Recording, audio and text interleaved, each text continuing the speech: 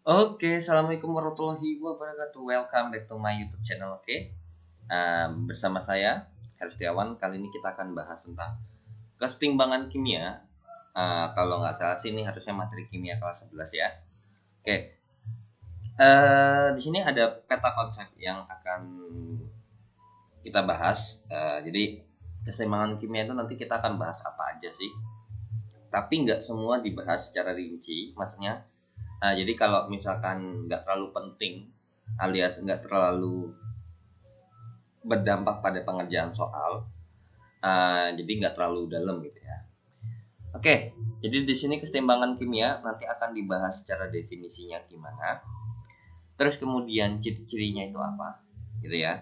Kemudian terjadi, nah di sini nih untuk definisi sama ciri-ciri ini mungkin kita bahas secara teoritis dasarnya doang. Uh, Soalnya di sini untuk soal tentang keseimbangan kimia tidak pernah ditanyakan definisi ataupun ciri-ciri. Cuman kalau misalkan emang gurunya gabut, ya of course possible. Cuman untuk soal pada umumnya, ya keseimbangan kimia ini yang akan dibahas atau yang akan ada keluar di soal itu terkait antara yang di sini, gitu ya.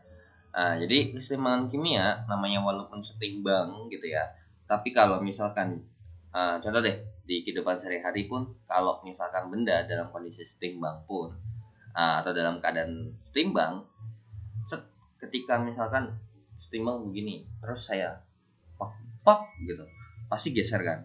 Nah itu pun juga terjadi pada keseimbangan kimia, atau dalam proses kimia tuh kalau udah setimbang, ketika saya lakukan sesuatu kepada dia maka dia akan bergeser gitu ya.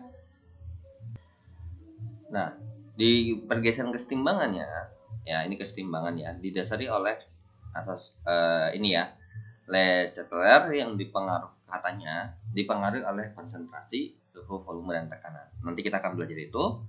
Kemudian jenisnya juga di sini ada dua, ada homogen, ada kesetimbangan homogen dan kesetimbangan heterogen. Ini cuman secara teoritis. Cuman nanti kalau untuk mempunyai di sini kan pas dilihat di main konsepnya atau di peta konsepnya ini katanya mempunyai ketetapan kesetimbangan yang katanya ada KC dan KP. Nah, KC sama KP di sini kita akan bahas secara umum aja. Jadi enggak tergantung sama ini, ya.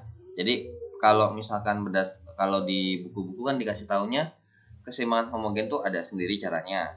Kalau keseimbangan heterogen tuh ada sendiri. Cuman kita anggap dia nanti jadi sekaligus aja, gitu ya. Jadi kita bicara yang lebih umumnya dan bisa dipakai kedua-duanya. Nah, kemudian keseimbangan kimia itu dalam kehidupan sehari-hari sebenarnya apa ya, banyak. Cuman yang lebih afdol kepakainya itu dalam industri. Seperti pembuatan amonia, asam sulfat, dan asam nitrat. Kira-kira kalau yang kayak di rumah tangga ada nggak? Nah, nanti kita sekaligus bahas ya. Oke, jadi untuk peta konsepnya akan kita hapus terlebih dahulu ya, untuk kalau biar coret-coretannya lebih luas lagi. Oke, nah yang A kita akan bahas pertama adalah kesetimbangan kimianya ya. Definisinya ya terkait teori dasarnya kesetimbangan kimia. Oke, nah di mana kesetimbangan kimia. Oke, jadi sebelum kita belajar masuk ke kesetimbangan kimianya, gitu ya, kita akan bahas. Oke, jadi kita tahu bahwa kesetimbangan itu ada dua jenis ya. Kesetimbangan itu ada dua jenis. Yang pertama adalah kesetimbangan statis. Oke, kesetimbangan statis. Kemudian ada kesetimbangan dinamis. Ya, itu ada dua. Oke. Nah, di mana kesetimbangan di sini sesuai dengan namanya, kesetimbangan statis itu artinya definisinya begini. Artinya jika sudah sampai ke posisi setimbang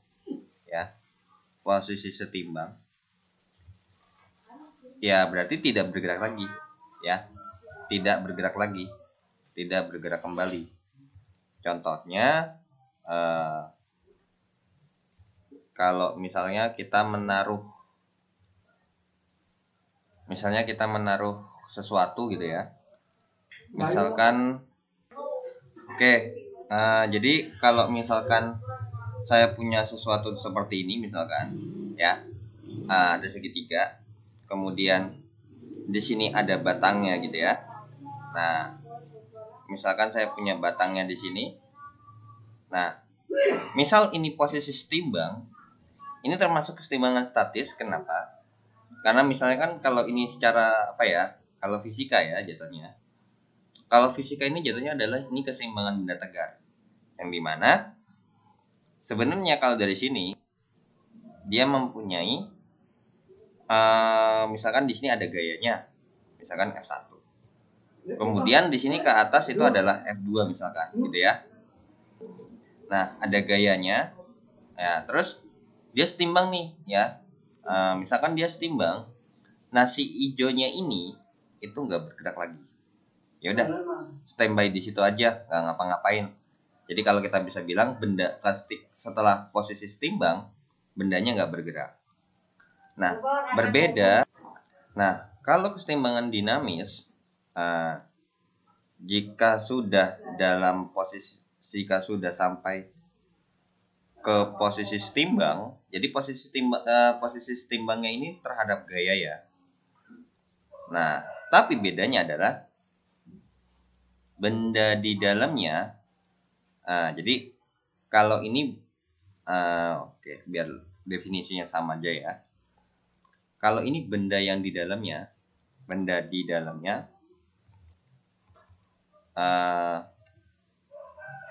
di dalam sistemnya tidak bergerak. Kalau ini benda di dalamnya malah jadi bergerak gitu ya. Oke, maksudnya gimana? Jadi gini, makanya ini salah satu contohnya adalah kesetimbangan kimia. Nah, jadi kesetimbangan kimia itu termasuk kesetimbangan dinamis ya. Dimana contoh misalkan jadi kesetimbangan kimia itu contohnya seperti ini. N2 dalam bentuk gas ditambahkan dengan H2 dalam bentuk gas akan membentuk yang namanya adalah amonia ya.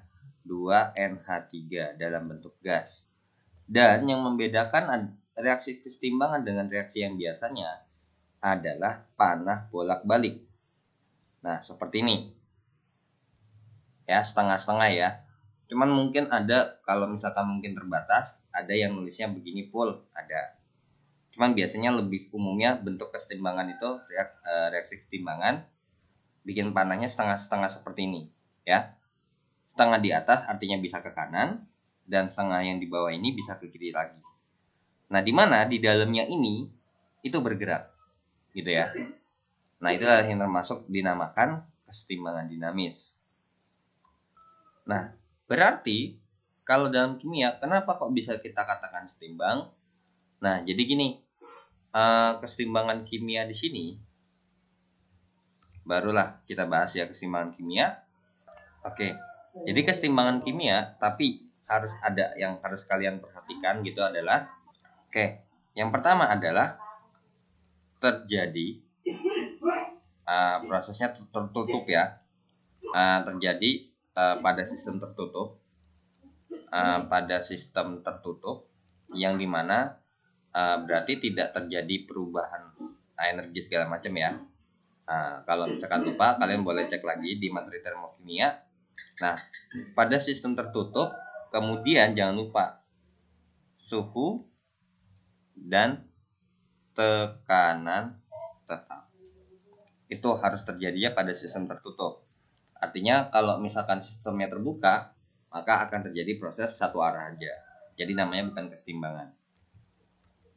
Yang kedua adalah, nah pada saat kesetimbangan ini nanti akan ada nggak langsung setimbang sebenarnya.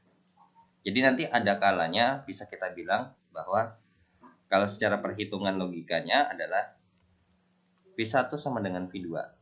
Jadi laju reaksi yang pertama dengan laju reaksi yang kedua setelah berubah itu sama. Kemudian yang ketiga adalah otomatis bersifat reversible ya, bersifat bolak-balik. Jadinya apa? Kalau bersifat bolak-balik ini reaksinya terjadi terus-menerus tapi dua arah. Jadi bisa dari kiri ke kanan maupun dari kanan ke kiri. Nah, kemudian yang keempat adalah, nah di sini karena berhubung kita tidak bisa secara mengetahui tidak mengetahui kok kenapa bisa setimbang gitu kan. Nah, maka di sini terjadi terjadi perubahan secara mikroskopis. Nah, jadi kecil tuh karena yang kita bahas adalah di dalamnya ya, misalkan sekian molnya kayak gitu. Kita tidak bahas secara misal kalau dalam keadaan setimbang itu volumenya nambah atau segala macam gitu ya.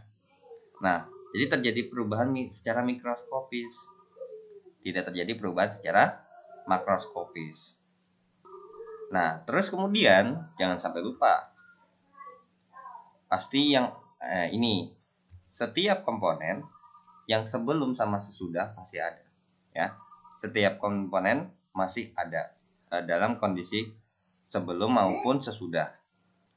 Nah, jadi bedakan setimbang dengan kesetimbangan. Kalau setimbang itu dalam kondisinya sudah setimbang, artinya kayak misalkan kita mau mereaksikan sesuatu gitu ya. Misalkan kita mau mereaksikan sesuatu, biasanya mungkin ini kita pakai reaksi yang ini aja ya. Kan ada biasanya kalau kita belajar secara stoichiometry, ada mula-mula, ada reaksi, ada sisa kan. Nah, dimana kalau emang dia ini berdasarkan proses kesetimbangan, maka di sini S jadi setimbang. Tapi kesetimbangan itu adalah prosesnya, proses kesetimbangan, kesetimbangan kimia. Tapi kalau udah dalam kondisi tertentu, itu adalah dalam kondisi setimbang ya. Oke, nanti kan ini ada hasilnya nih berapa mol ya kan? Ini berapa mol, berapa mol, berapa mol, berapa mol, ini berapa mol, berapa mol, berapa mol. Nah, dan ingat nanti yang akan kita pakai dalam perhitungannya adalah dalam kondisi setimbang, karena yang kita bahas adalah kesetimbangan kimia.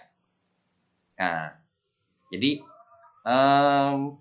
itu terkait dengan kesetimbangan kimia. Jadi itu sebenarnya jatuhnya tuh cuman sekedar teoritis saja. Nah, untuk jadi kan kalau dalam kondisi setimbang karena kita bahas adalah kesetimbangan kimia, maka ada beberapa jenis grafik ya. Oke, yang ini nih, ini adalah gambar grafik keseimbangan kimia ya. Mungkin ini saya akan kotakkan saja. Nah, seperti ini. Ini adalah gambar grafik keseimbangan kimia. Coba kalau misalkan kita geser ke sini, muat nggak ya? Oke. Oh enggak. Oke. Jadi ini adalah gambar grafik keseimbangan kimia.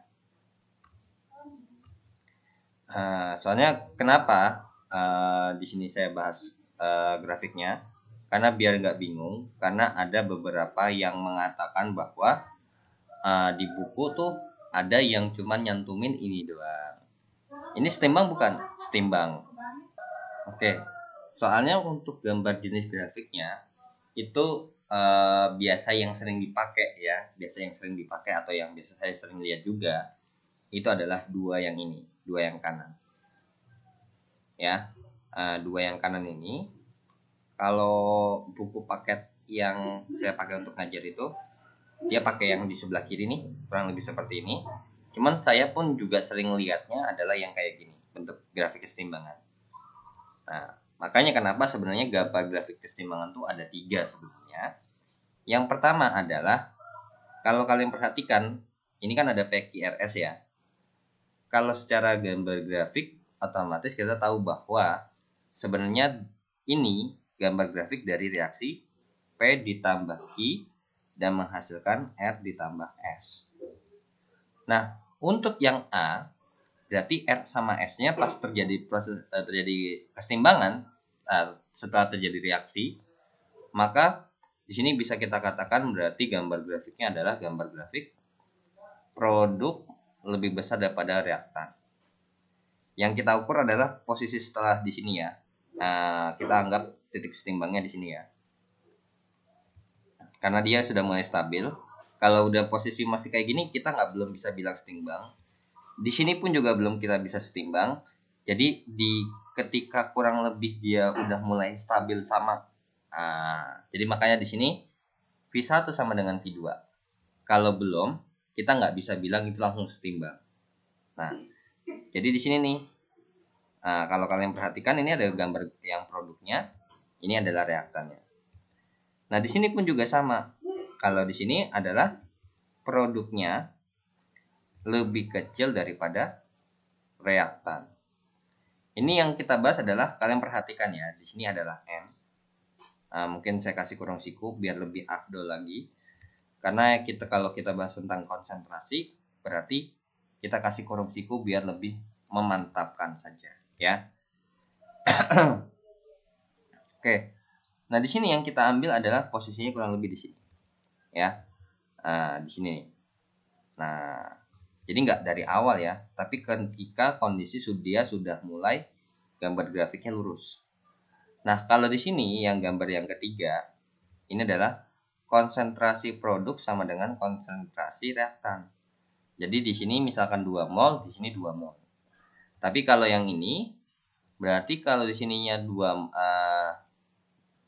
mol, di sininya masih ada 2 mol. Seperti itu. Kan secara hitungan ya masih possible ya. Masih possible hasil produk sama hasil reaktannya itu bisa aja nggak sama. Walaupun udah dalam kondisi setimbang. Nah, di sini terjadi proses kesetimbangannya atau terjadi kesetimbangannya di sini nih. Ya. Dimana si produk sama reaktannya dia sudah mulai stabil. Nah, itulah yang kita bisa bilang dalam kondisi setimbang. Jadi nggak mulai dari awal. Jadi kalau secara gambar grafik, kondisi setimbang yang kita pakai adalah ketika dia sudah mulai stabil dan sama-sama lurus. Entah walaupun dia kondisinya di tempat yang sama atau berbeda. Kalau yang berbeda tuh yang kayak A sama B nih, R sama S-nya di atas, P sama Q-nya di bawah. Kalau kita lanjutin, dia akan lurus tetap terus. Jadi sebenarnya apakah masih bereaksi? Masih. Jadi itu jatuhnya kayak misalkan kayak kita lagi jalan, padahal kita jalan terus, cuman kecepatannya stabil. Jadi seolah-olah tuh kayak nggak ada apa-apa, ya. Makanya seolah-olah tidak terjadi apa-apa karena apa? V1 sama V2-nya udah sama. Jadi seolah-olah tidak terjadi apa-apa. Padahal apakah masih terjadi reaksi di sini? Masih. Gitu. Cuman ya udah sampai situ aja. Ya. Oke. Berarti di sini untuk dasar dari keseimbangan kimia, ya. Oke. Berarti sudah kelar karena kita sudah bahas tentang keseimbangan kimia, dinamis dan statis. Dan keseimbangan kimia itu termasuk keseimbangan yang dinamis, ya. Nah, jadi artinya dia masih bergerak, di dalamnya tuh masih bergerak, artinya masih terjadi proses reaksi, cuman dia dalam kondisi setimbang. Jadi sebenarnya udah seimbang, cuman dia bisa pindah kiri, pindah kanan, pindah kiri. Makanya ditandai dengan yang namanya arah panah bolak-balik. Kalau yang kayak keseimbangan statis, itu cuma searah doang. Kalau kita bilang kimia ya, jadi satu arah doang. Ya udah, selesai. Seperti itu ya. Oke, jadi itu materi dasar terkait dengan keseimbangan kimia. Nah, jadi lebih ke teoritis ya. Jadi kayak pengenalan, keseimbangan kimia itu apa sih? Terus keseimbangan kimia itu kayak gimana? Nah, itulah intinya ya. Jadi sebenarnya keseimbangan kimia tuh jatuhnya tuh udah belajar di awal kelas 10 kurang lebih. Cuman itu masih keseimbangan yang statis, bukan yang dinamisnya ya. Oke, karena mula-mula reaksi sisa. Tapi kalau sekarang mula-mula reaksi setimbang. Oke. Sekarang kita masuk ke sub topik yang kedua. Kita akan bahas tentang tetapan kesetimbangan. Oke. Tetapan kesetimbangan. Nah, ini nih yang baru mulai ada soalnya terkait dengan soal kimia ya. Kalau yang tadi awal cuman sekedar prolog doang. Oke. Ini adalah tetapan kesetimbangan kimia. Oke. Jadi untuk tetapan kesetimbangan kimia di sini ada kaitannya dengan namanya siapa ya, coba saya cek dulu. Aku salah nyebut ya. Jadi si ini ada kaitannya dengan yang namanya hukum aksi massa ya. Jadi tetapan kesetimbangan kimia itu dapat didapatkan dari hukum aksi massa atau hukum si kesetimbangan kimia itu namanya ini ya. Itu apa namanya ya? Dari asalnya tuh dari si Cato Goldberg ya. Cato Goldberg. Kemudian dan Peter Witch ya, Peter Witch.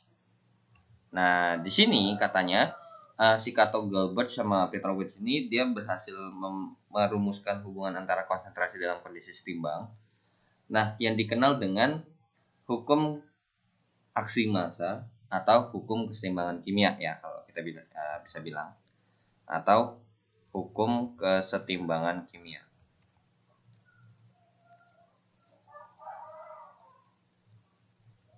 Kesetimbangan kimia yang dicetuskan oleh si Cato Goldberg dan Peter Witch. Nah, oke. Sekarang di sini kita akan bahas tentang si hukum aksi massa atau hukum kesetimbangan kimia itu bunyinya gimana sih? Nah, ini saya nggak bikin versi panjangnya, jadi saya versi bikin lengkapnya aja, versi simpelnya aja. Jadi sebenarnya hukum aksi massa atau hukum kesetimbangan kimia ini punya bunyi seperti ini. Tetapan kesetimbangan, ya, tetapan kesetimbangan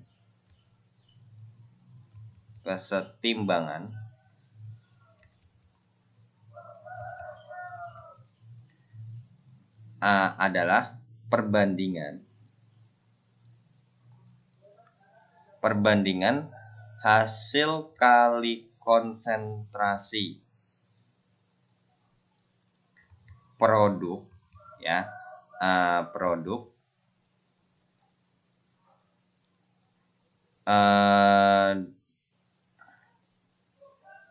ini mungkin jadi satu aja ya.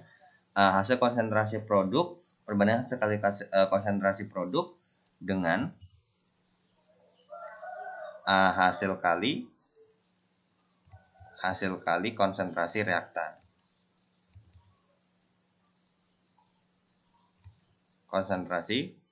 reaktan. Nah, di mana ini yang cukup menarik adalah hasil kali produk dan hasil konsentrasi reaktan itu jangan dilupakan masing-masing senyawa, masing-masing konsentrasi senyawa ya, kita bisa bilang masing-masing konsentrasi aja, masing-masing konsentrasi senyawa harus dipangkatkan koefisiennya, seperti itu. Nah, jadi kalau misalkan saya punya contoh ya, contoh ini secara umumnya aja. Nah, tapi di sini terkait I think mungkin kita bahas langsung. Tadi kan ada materi tentang keseimbangan kimia yang modelnya homogen dan heterogen gitu kan. Nah, sebenarnya untuk homogen dan heterogen Jadi kalau I think nggak perlu ya. Kalau homogen tuh berarti bentuknya atau senyawa sejenis lah jatuhnya ya. Jadi kalau misalkan untuk yang homogen sama heterogen, that means berarti ini fase zatnya sejenis semua. Fase zat sejenis, dan kemudian kalau yang ini fase zatnya beda jenis. Dimana fase zat itu kita tahu ya, kalau fase zat itu ada 4 ya. Fase zat itu ada 4. Yang pertama adalah solid atau padatan, yang disingkat S biasanya. Yang kedua ini padatan ya, padatan. Kemudian liquid atau disingkat L, yang dinamakan adalah cairan. Kemudian yang ketiga adalah aqueous atau disingkat AQ. Ini adalah larutan. Nah, ini bisa cairan, bisa lelehan ya. Yang keempat adalah gas. Ini G ya. Ya, sesuai dengan bahasa Indonesianya ya, artinya gas juga. Oke. Nah, tapi di mana kalau untuk yang dipakai dalam keseimbangan kimia itu yang kita pakai cuma ini doang nih. Ya. Yang kita pakai cuma nomor 3 sama nomor 4. Kenapa nomor 1 dan nomor 2-nya nggak kepake?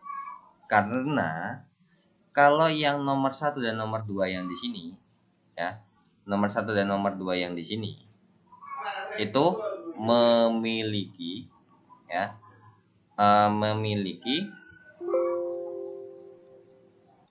Oke, jadi untuk solid dan liquid dia memiliki konsentrasi yang tetap, artinya tidak berubah. Jadi ya makanya kenapa dalam kondisi kesetimbangan mereka tidak terpakai. Kenapa? Karena namanya konsentrasinya tetap, berarti bisa saling menghabiskan nanti, ya. Sedangkan kalau yang di sini dia memiliki konsentrasi yang dapat berubah, seperti itu ya. Karena kalau misalkan nih bentuk padatan, saya punya S, anggap aja bentuknya sesuatu padatan. Kalau nggak saya apa-apain pun akan bentuknya, konsentrasinya pun tetap seperti itu isinya ya. Nah sekarang ini contoh untuk terkait pembuatan reaksi kesetimbangan ya. Oke, contoh yang pertama. Oke, nah misalkan tadi ya, reaksi pembentukan gas amonia, N2 gas ditambah dengan 3H2 dalam bentuk gas menjadi 2NH3 dalam bentuk gas. Nah, ini termasuk yang homogen. Nah, di mana sebenarnya kesetimbangan ini ada double ya, ada kesetimbangan secara konsentrasi, ada kesetimbangan berdasarkan tekanan. Nah, di sini kalau misalkan Kc di sini, kita bahas Kc dulu ya, alias kesetimbangan secara konsentrasi. Nah, di sini ada NH3, ada H2 dan N2.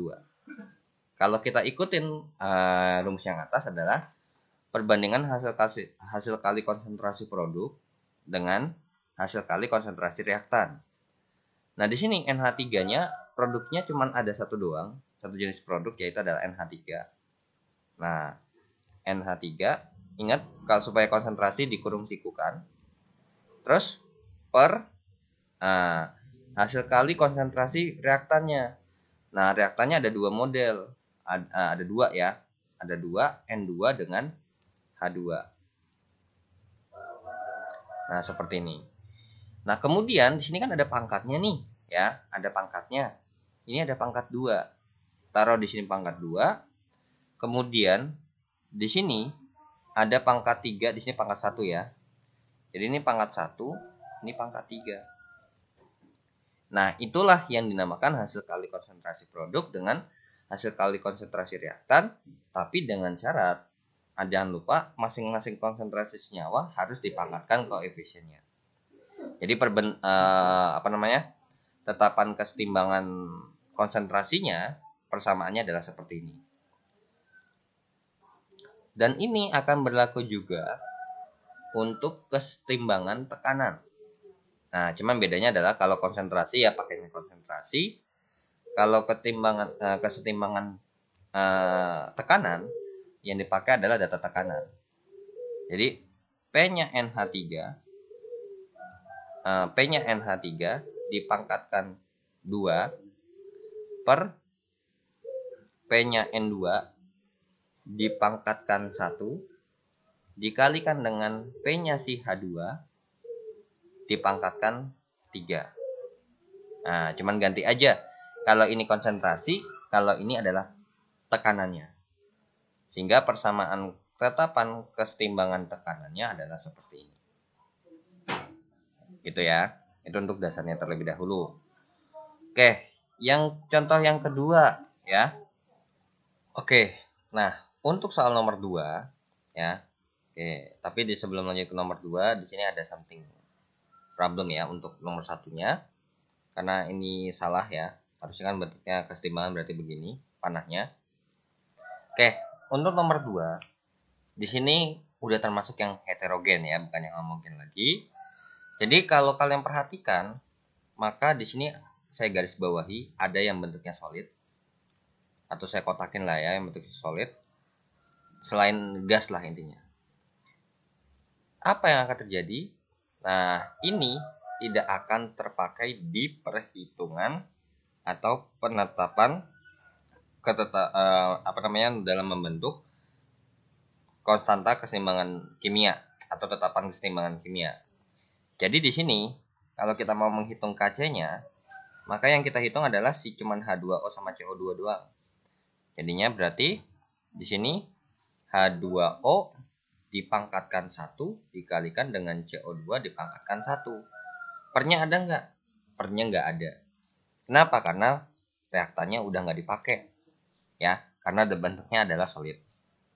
Nah, kemudian untuk Kp-nya berarti P-nya H2O dikalikan dengan pangkat 1 dikalikan dengan P-nya si CO2 dipangkatkan 1 juga. Nah, seperti itulah untuk konstanta keseimbangan nomor 2 ya. Ingat pangkat 1 ini cuman sekedar buat penulisan.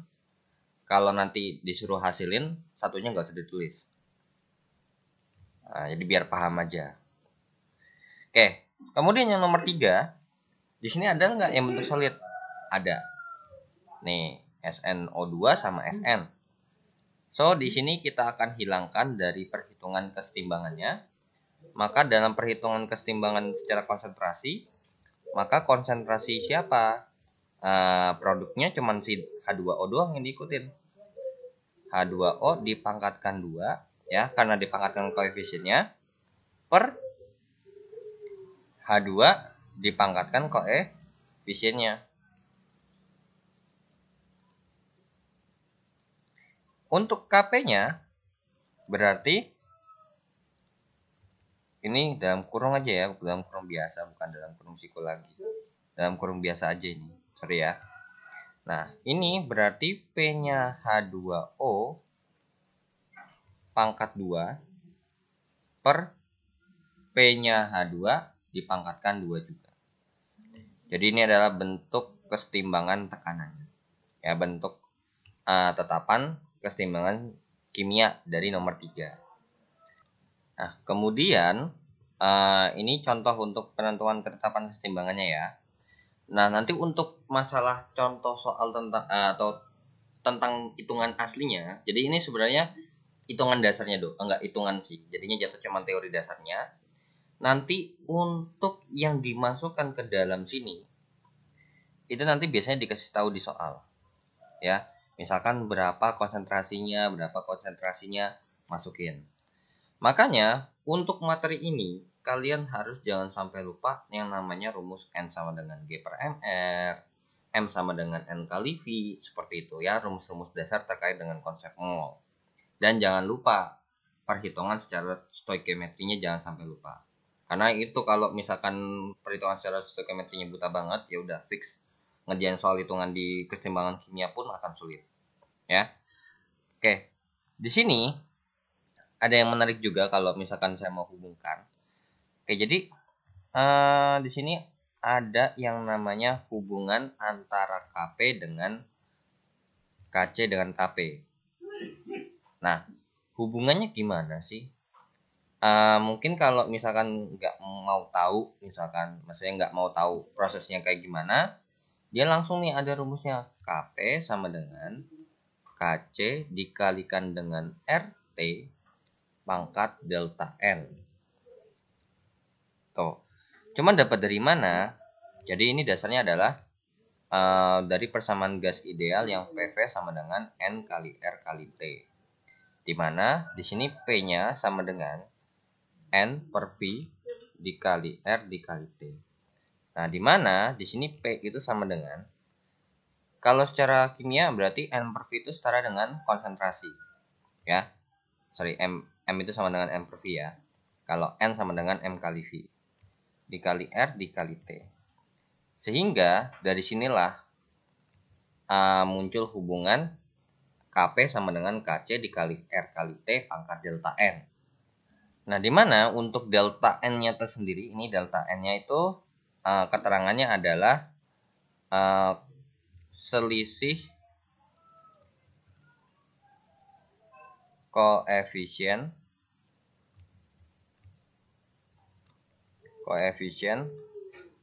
kanan dan kiri. Jadi kanan dulu baru kiri ya, selisih ya. Atau kita bisa bilang mungkin gimana ya bentuknya ya. Atau saya bilang begini aja deh. Untuk delta N itu berarti kalau dibikin rumus lagi, delta N itu adalah koefisien kiri dikurang koefisien kanan, seperti itu ya. Jadi ini untuk perhitungan delta N-nya. Nah, untuk R sama T-nya, untuk R di sini adalah konstanta gas ideal ya. Konstanta gas ideal yang satuannya kurang lebih, ini tergantung satuannya ya. Nah, konstanta gas idealnya adalah 0,082 liter ATM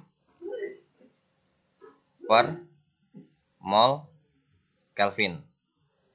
Kemudian untuk T-nya itu adalah suhu gas ideal juga, yang artinya berarti suhunya harus dalam satuan Kelvin, wajib ya. Untuk delta N-nya udah dibahas, koefisien kiri dikurang koefisien kanan. Untuk R-nya adalah konstanta gas ideal dan T-nya adalah suhu dalam satuan Kelvin. Nah, untuk Kp-nya yang ini, Kc-nya pun juga yang ini. Nah, nanti tinggal kita masukkan, ketemulah hasilnya berapa gitu ya. Oke, ini untuk rumus dasarnya ya. Oke, nanti untuk soalnya mungkin nanti langsung ke latihan soal aja ya. Karena bentuk soalnya itu banyak banget, ada yang versi dasarnya banget gitu ya. Ada juga yang versinya agak sedikit di-up lagi gitu. Cuman kalian harus menguasai yang pertama adalah perhitungan cara membentuk persamaan Kc-nya sama Kp-nya. Kemudian kalian juga jangan lupa hitungan dasar konsep mol dengan stoikiometri. Udah, kalau kalian menguasai materi itu, udah mau soal kimia yang keseimbangan kimia mau diotak-atik kayak gimana pun pasti bisa ya. Oke, nah sekarang sebelum lanjut ke faktor-faktornya yang menyebabkan keseimbangan kimia itu bisa bergeser gitu ya ke arah kiri maupun ke arah kanan. Nah, di sini sedikit menarik juga, walaupun sebenarnya mungkin ada yang memberitahukan materinya ini di buku, masa kayak di buku tuh ada yang ngasih tahu ataupun kayak langsung latihan soal aja. Cuman untuk teori dasarnya I think ini nggak usah kalian hafalkan ya. Jadi ini udah saya kasih rangkumannya langsung dalam bentuk tabel seperti ini. Jadi kalau misalkan nih, ini ada bentuk persamaan reaksinya. Ya. Terus di sini apa namanya? Bentuk dari Ki ini kita juga bisa bilang kesetimbangan gitu ya. Bisa kita juga bilang kesetimbangan. Nah, ini adalah nilainya. Kalau Ki itu adalah bentuknya. Oke. Jadi di sini ada beberapa bentuk ya yang kalau misalkan dirubah dari persamaan reaksi kimianya. Misalkan contoh. Oke. Jadi gini. Di sini kan ini udah langsung dalam bentuk langsungnya aja gitu ya. Tanpa membandingkan gimana sih dapat caranya gitu kan. Oke. Jadi di sini kalau misalkan contohnya, jadi kita ibaratkan ini kita bikin dulu dari dasarnya adalah misalkan A jadi B gitu kan. Nah, maka kalau kita mau menghitung konstanta kesetimbangannya, ketetapan kesetimbangannya, maka ini kita bisa bilang KC ya. Nah, KC sama dengan B per A. Gitu ya. B per A. Nah, nanti apa yang kita dapat dari persamaan kalau dirubah reaksinya, itu nanti kita bandingkan dengan konstanta yang ada di sini. Gitu ya. Oke. Yang pertama yang kita lakukan adalah reaksi dibalik. Nah, kalau reaksi dibalik, maka B membentuk kesetimbangan menjadi A gitu kan. Nah, sehingga kalau misalkan berdasarkan perhitungan KC yang ada di sini, maka jadi di sini kita misalkan nilai yang aslinya itu kita bilang K dulu ya. Biar nanti kita bandingkan dengan nilai K yang ada di atas ini. Oke, berarti kalau untuk KC yang ada di sini itu adalah berarti A per B. Seperti itu. Nah, cuman kalau kita bandingkan dengan yang di atasnya, ini adalah B per A, sedangkan ini adalah A per B. Berarti bisa dapat kita simpulkan, maka di sini K aksennya adalah berkebalikannya. Nah, jadi gitu ya. Jadi dapat disimpulkan juga bahwa kalau reaksi dibalik, ya, kalau reaksinya dibalik, maka konstanta akan menjadi 1 per A, atau kita bisa bilang maka K aksen atau konstanta yang baru itu akan menjadi sepernya. Oke. Kemudian yang kedua, kalau ini reaksinya dibalik. Kalau misalkan reaksinya double, ya artinya ini reaksi melewati beberapa tahap. Nah, dimana untuk membentuk A menjadi B ini kan sebenarnya bisa banyak gitu ya. Kayak misalkan dari reaksi yang pertama A seperti ini B misalkan. Ini mempunyai konstanta 1 yang besarnya adalah B per A. Kemudian B per A sih. Ini C ya. Oke. Itu C, kemudian di sini pun juga C ya. Kemudian di sini C menjadi B. Konstanta keduanya adalah apa ini? Ya, B per C. Dimana kalau kita total reaksinya, kalau kita jumlahkan reaksinya, sehingga ini kan habis nih. Ini sama ini habis. Sehingga yang tersisa adalah A menjadi B saja. Dimana konstanta yang kita totalkan ini berarti jadinya adalah B per A. Nah, kalau ini kita membandingkannya bukan sama yang di atas ini, melainkan kita bandingkan dengan yang ada di sini. Sekarang bagaimana cara misalnya kita punya sesuatu misalkan. Di sini kita punya C per A, kemudian ada B per C gitu ya. B per C. Kemudian supaya jadi B per A itu gimana sih gitu kan. Nah, kita berpikirnya seperti itu aja dulu. Jadi biar nggak langsung jadi rumus lah jatuhnya. Oke. Nah, berarti ini kita prosesnya melewati proses kali. Yang dimana nanti proses kali ini akan menghabiskan ini sehingga hasilnya adalah B per A. Berarti bisa kita bilang bahwa di sini K1 dikalikan dengan K2 sama dengan K. Ya. Jadi mau perhitungan K1 dikalikan dengan K2 itu kalau lewatin beberapa tahap itu cara ngitung K-nya adalah dikali. Ya. Jadi misalkan di sini 10, di sini 20, maka di sini langsung 200. Jadi ini biar berdasarkan berdasarkan matematisnya. Jadi nggak perlu repot-repot lagi tuh, ya. Oke, kemudian yang ketiga, kalau misalkan reaksi dikalikan dengan N dengan variabel tertentu, maka di sini kan jadi kalau kita kalikan dengan N di sini, maka jadinya Na sama reaksi bolak-balik NB ya. Nah, jadi dikali dengan B-nya. Jadi di sini bedanya adalah kalau di atas koefisiennya 1, kalau di bawah koefisiennya jadi N. Maka dalam menghitung KC yang ada di sini, itu sama dengan B pangkat N per A pangkat N. Atau kita bisa bilang seperti ini. Konsentrasi B per konsentrasi A dipangkatkan N. Jadi sekaligus. Sehingga dapat disimpulkan kalau kita bandingkan dengan model yang di sini, maka di sini K aksennya itu sama dengan apa? B per A pangkat N. Berarti K dipangkatkan dengan N. Yang artinya adalah kalau reaksinya dikalikan dengan N, maka N-nya itu akan menjadi pangkatnya. Ya. Nah, reaksi dikalikan N, maka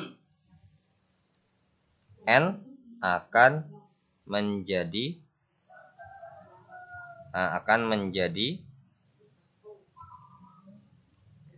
pangkat konstanta baru, gitu ya, atau menjadi pangkat konstanta.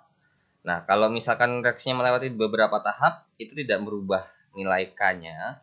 Cuman cara perhitungan antara dua tahap itu, itulah yang dibahas ya. Oke. Kemudian yang keempat. Nah, yang keempat adalah kalau reaksinya, kalau nomor 4, nggak kepake ya. Kenapa? Karena kalau keempat, ini udah beda banget nih sama yang di atas. Di sini A sama B, di sini tiba-tiba ada C. Ya, that means artinya ini memang udah beda banget, jauh sama di atas. Kalau yang 1, kedua, 2, ketiga masih ada hubungannya tuh hitungannya.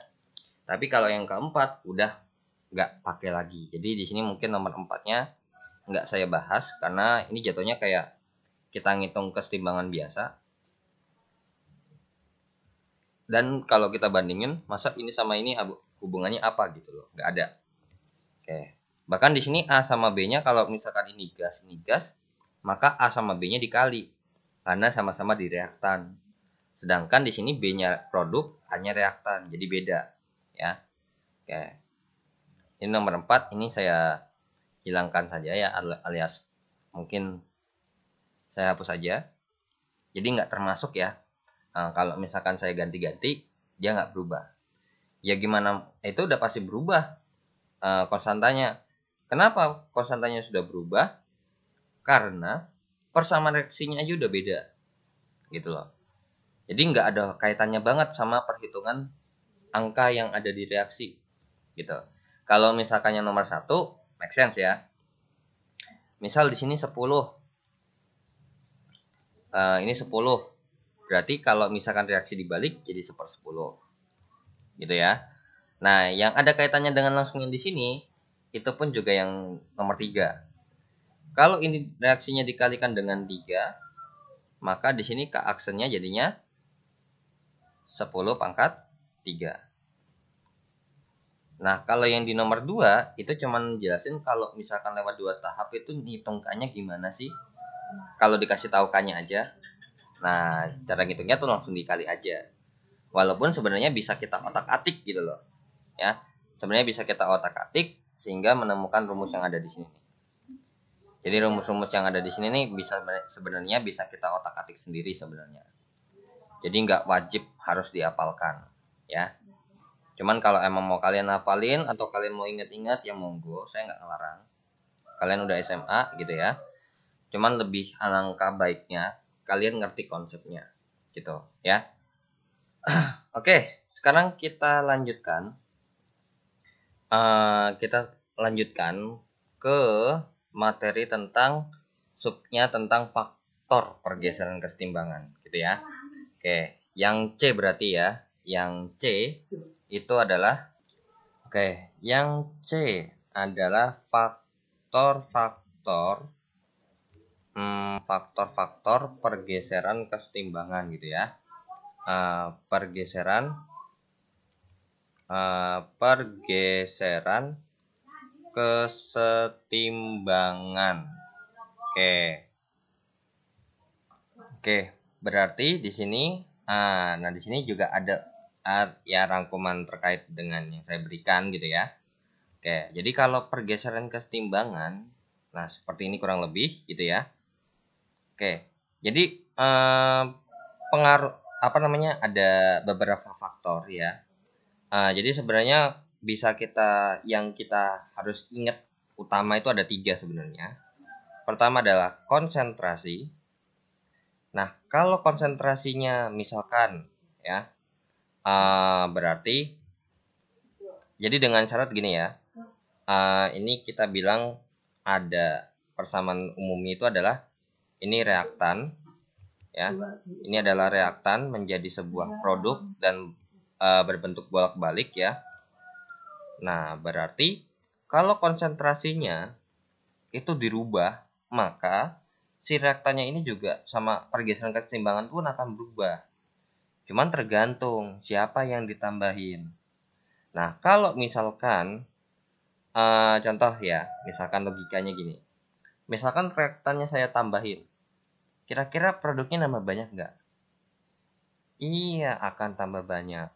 Nah, berarti di sini bisa kita bilang kalau M-nya saya naikkan, ya, M-nya saya naikkan, maka atau ini diperbesar ya, ditambahkan gitu ya, tergantung letaknya di mana. Maka kalau ditambah itu akan bergeser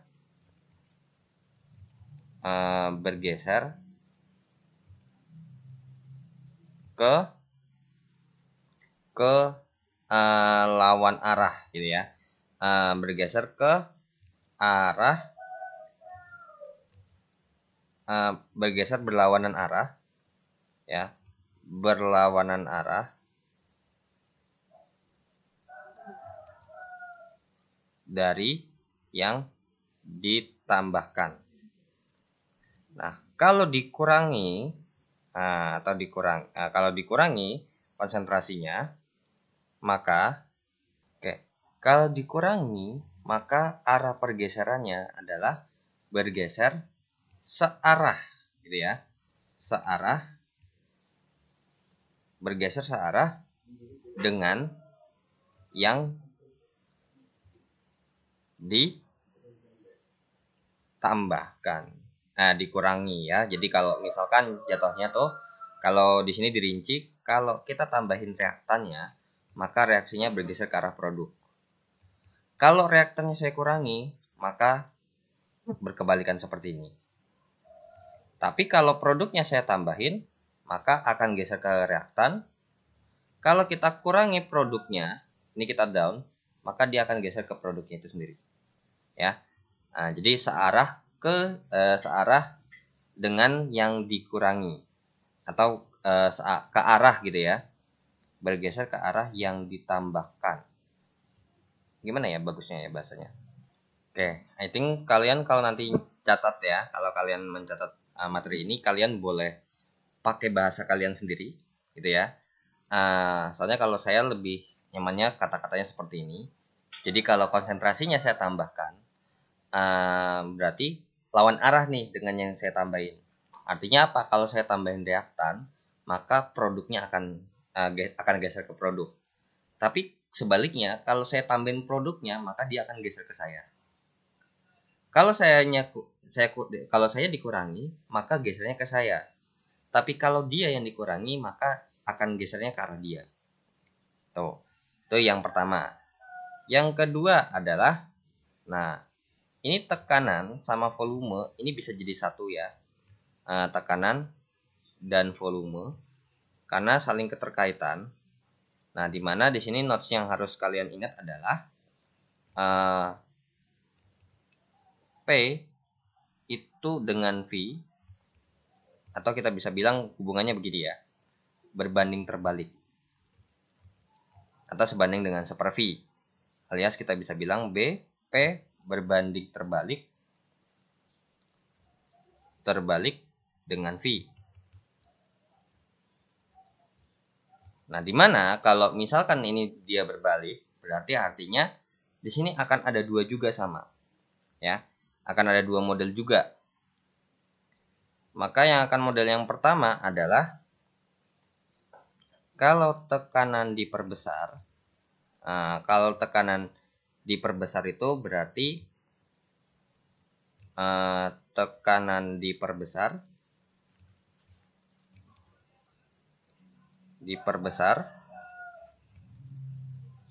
maka atau kita bisa bilang kalau tekanan diperbesar berarti volumenya diperkecil.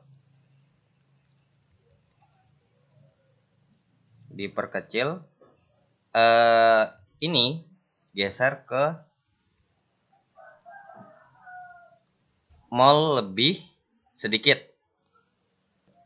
Geser ke mol yang lebih sedikit. Atau kita bisa bilang bahasanya adalah koefisien yang, nah jadi ini koefisien, atau geser ke koefisien yang lebih kecil. Tuh. Kemudian kalau misalkan tekanannya diperkecil, kalau tekanan diperkecil itu berarti volumenya diperbesar. Nah, jadi sebenarnya kalau kalian mau ngapalinnya itu lebih enak yang mana? Mau kalian apalin yang volumenya atau tekanannya? Jadi misalkan artinya gimana? Kayak misalkan tekanan diperbesar, oh berarti geser ke yang lebih kecil koefisiennya. Oh berarti kalau volumenya diperkecil, oh berarti ingat kalau volume diperkecil itu tekanan diperbesar. Atau kebalikannya, kalian ngingetinnya yang bagian volume. Jadi kalau misalkan bagian tekanannya nggak perlu diapalin. Jadi kalau tekanan diperbesar, oh volumenya diperkecil nih. Kalau volume diperkecil berarti gesernya ke koefisien yang lebih kecil. Nah itu juga boleh ya. Oke, berarti ini untuk tekanan diperkecil atau volume diperbesar, berarti geser ke mol yang lebih banyak.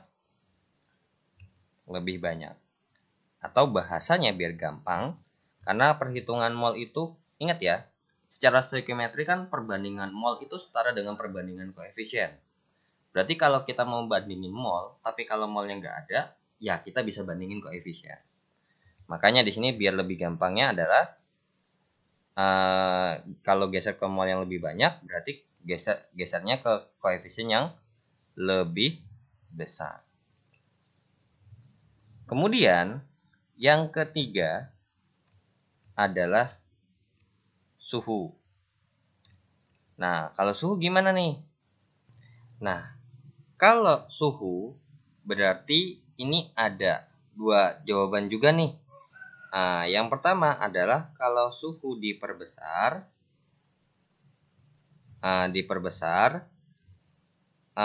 kalau di sini bahasanya adalah kalau menaikkan suhu artinya berarti menyerap kalor.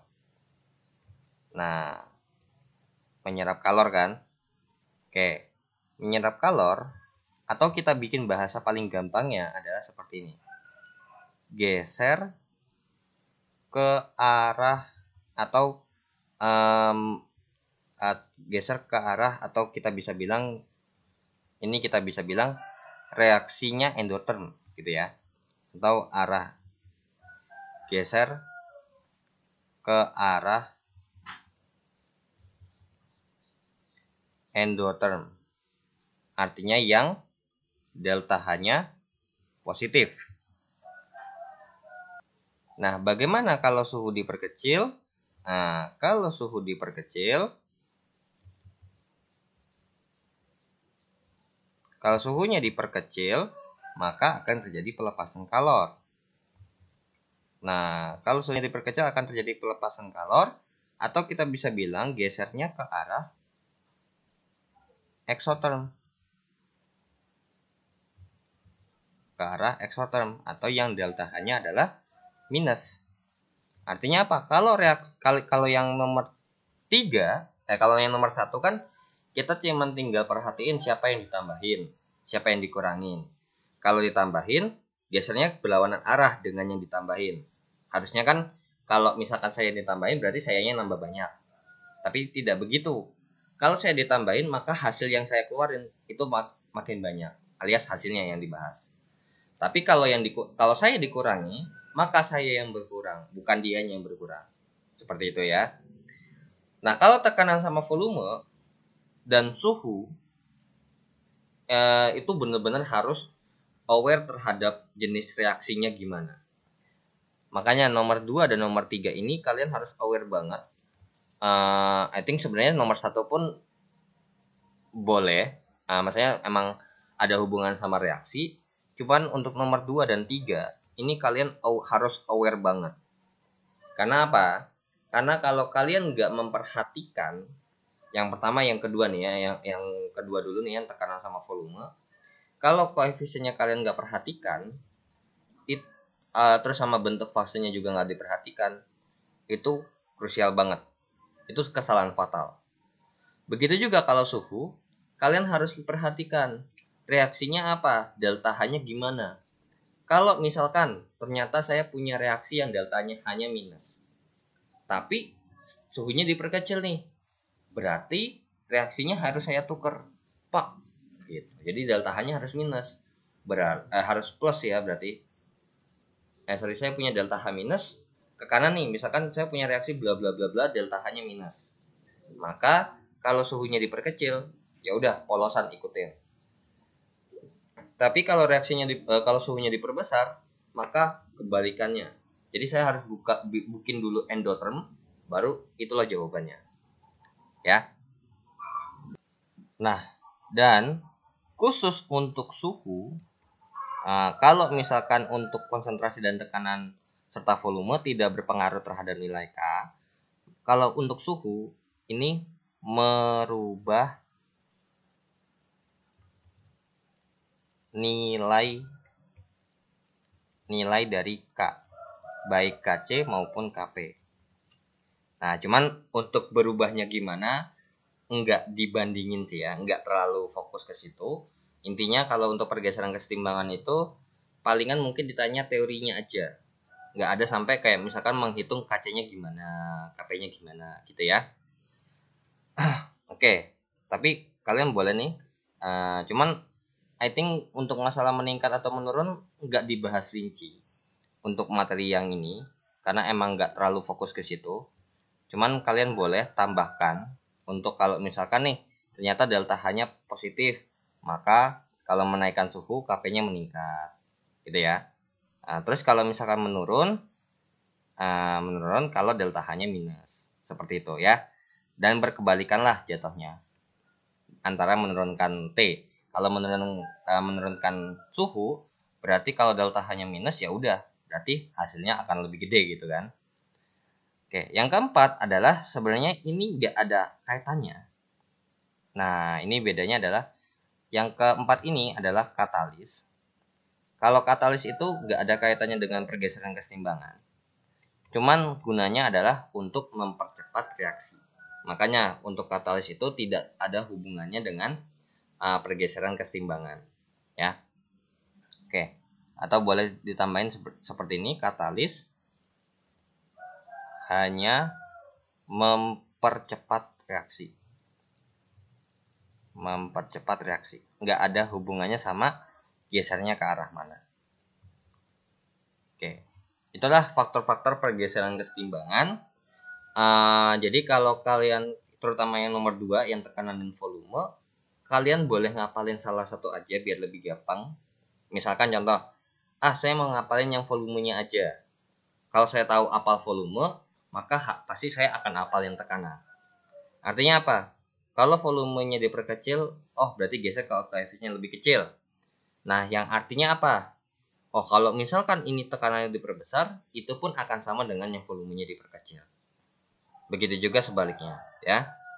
Oke, sekarang mungkin ini tabelnya saya hapus ya, karena saya udah bikin rangkumannya sendiri. Itu cuman membuat comparison doang.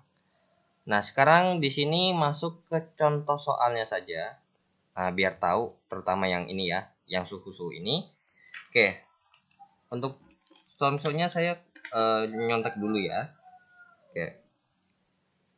Misalkan 2NO dalam bentuk gas ditambah dengan O2 dalam bentuk gas, membentuk reaksi kesetimbangan 2NO2 dalam bentuk gas dengan diberitahukan delta H-nya adalah minus 114 kJ. Nah, di sini muncul pertanyaan, misalkan ini nebak arah ke arah mana aja ya, ke arah kanan atau ke arah kiri gitu ya. Soalnya biasanya pertanyaannya cuma nanya ke arah mana atau siapa sih yang lebih dominan gitu ya. Oke, berarti kalau misalkan konsentrasi NO ditambah, berarti gesernya ke arah NO2. Yang artinya apa? NO2-nya bertambah. Bagaimana kalau misalkan oksigennya saya kurangi? Oksigennya saya kurangi konsentrasinya. Berarti dia akan geser ke arah, tapi sih biasanya satu paket sih ya. Jadi kalau misalkan di sini misalkan NO dan O2-nya sekaligus, karena nggak bisa setengah-setengah. Ya, jarang banget kalau pertanyaan setengah-setengah dan konsentrasi O2 ditambahkan, maka gesernya ke arah NO-nya atau NO2-nya. NO2-nya bertambah. Nah, begitu juga kalau misalkan NO2-nya saya tambahin konsentrasinya. Kalau NO2-nya saya tambahin, maka dia akan geser ke arah NO dan O2. Yang artinya adalah NO dan O2-nya bertambah.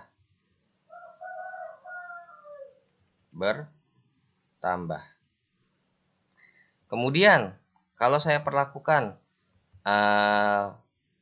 P diperbesar. Nah, ingat ya, kalau diperbesar berarti ini setara dengan kalau volumenya diperkecil ya. Gesernya kemana? Ke koefisien yang lebih kecil. Nah, cara ngitung koefisiennya adalah kalian harus perhatikan reaksinya. Di sini ternyata koefisiennya untuk produknya 2 ya. Untuk produknya 2. Sedangkan kalau di sini 2 tambah 1 sama dengan 3. Nah, di mana kalian harus aware juga terhadap fase zatnya. Karena kalau misalkan di sini gas, oke, kepake. Tapi kalau solid gimana? Ya nggak kepake. Jadi ingat ya, teori dasar sebelumnya, kalau solid nggak termasuk dan liquid juga nggak termasuk. Jadi yang termasuk hanyalah gas dengan aqueous. Begitu juga untuk permasalahan pergeseran kesetimbangan. Kalau emang nggak dipakai, ya udah, itu anggap aja nggak ada. Oke, P diperbesar atau V diperkecil kan gesernya ke arah yang koefisiennya lebih kecil. Berarti ini kesimpulannya adalah geser ke arah NO2 atau NO2-nya bertambah. Jadi ingat ya, kalau misalkan geser ke arah NO2-nya ya NO2-nya bertambah. Kalau berarti bisa kita bilang juga bahwa si ininya berkurang. Seperti itu. Nah, bagaimana kalau misalkan P-nya diperkecil, tekanan diperkecil, berarti volumenya diperbesar. Kalau volumenya diperbesar, ya, kalau volumenya diperbesar, maka geser ke koefisien yang lebih banyak. 3 nih, ke arah kiri, ke arah reaktannya. Nah, geser ke arah reaktan atau NO dan O2. Kemudian kalau misalkan ini suhunya diperkecil. Nah, ini baru nih mungkin pemahamannya, hati-hati ya. Suhu diperkecil, geser ke arah eksoterm. Kita lihat reaksinya udah eksoterm belum kok. Reaksinya udah eksoterm belum? Udah, karena delta H-nya minus. Ya udah, berarti ini gesernya ke arah NO2. Nah, ini kalau misalkan ke sini aja, ini adalah exotherm, berarti kalau saya reverse, dia akan menjadi endotherm. Maka kalau suhunya diperbesar, ya, kalau suhunya diperbesar,